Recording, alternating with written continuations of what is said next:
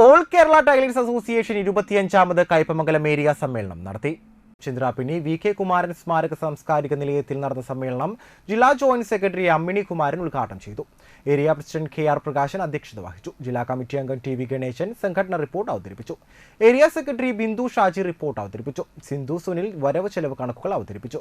Amrita Mohanlal, E V Mohanan, P S Baby, K K Gopalakrishnan എന്നിവർ സംസാരിച്ചു. സമ്മേളനത്തിന് മുന്നോടിയായി പ്രകടനവും ഉണ്ടായിരുന്നു. 2020 ജൂൺ മാസം മുതൽ റിട്ടയർ ആയ തൊഴിലാളികൾക്ക് നമുക്ക് കിട്ടേണ്ട റിട്ടയർമെന്റ് ആനുകൂല്യം പകുതിയിൽ താഴെയാക്കി വെട്ടിക്കുറച്ച് നമുക്ക് തരാത്ത സാഹചര്യത്തിലായിരുന്നു.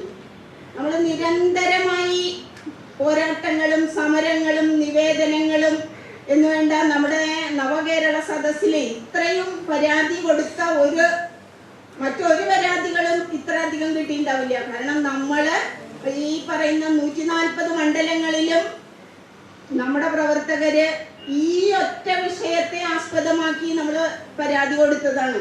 ആ പരാതികളെ ഒക്കെ കണ്ടില്ലെന്ന് നടിച്ച് നമുക്ക്